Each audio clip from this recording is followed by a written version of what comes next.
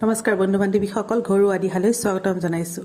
কাতি মাহ শেষ হোৱাৰ আগতে বৃহস্পতিবাৰে মনে মনে কৰক এই এটা কাম, ভাগ্যত ঘটিব চমৎকাৰ। বন্ধু বান্ধৱীসকল, কাতি মাহ অত্যন্ত পবিত্ৰ মাহ। স্কন্ধ পুৰাণ অনুসৰি শাস্ত্ৰৰ ভিতৰত বেদ, নদীৰ ভিতৰত গংগা, যুগৰ ভিতৰত সত্যযুগ আৰু মাহৰ ভিতৰত কাতি মাহক শ্ৰেষ্ঠ বুলি কোৱা হৈছে।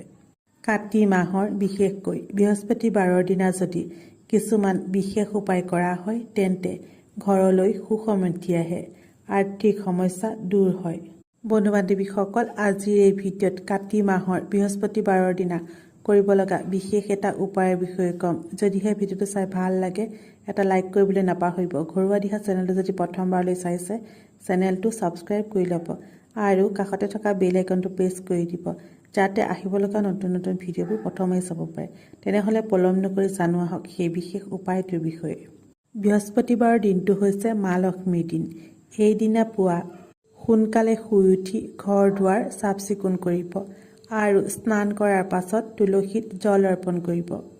কাতি মাহৰ বিশেষকৈ বৃহস্পতিবাৰৰ দিনা যদি নিৰামিষ ভোজন কৰিব পাৰে তেন্তে অত্যন্ত শুভ মনা হয়।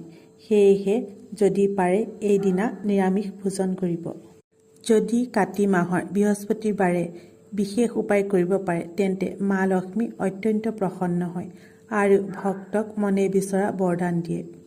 আজিৰ এই ভিডিঅ'ত যি উপায়ৰ বিষয়ে ক'ম, আপুনি সম্পূৰ্ণ বিশ্বাসেৰে এই উপায় কৰিব, ইয়াৰ ফল নিজে দেখা পাব। এতিয়া জানো আহক সেই বিশেষ উপায়টোৰ বিষয়ে। এই উপায়ৰ বাবে আপুনি বৃহস্পতিবাৰৰ সন্ধ্যা সময়ত স্নান কৰি শুদ্ধ বস্ত্ৰ পৰিধান কৰি ল'ব। ইয়াৰ পাছত আপোনাৰ গোসাঁই ঘৰত থকা মা লক্ষ্মীৰ ওচৰত এগছি ঘিউৰ প্ৰদীপ জ্বলাব আৰু এটা এটকীয়া কইনছ, এটুকুৰা হালধিৰ টুকুৰা আৰু এটা লক্ষী কৰি অৰ্পণ কৰিব।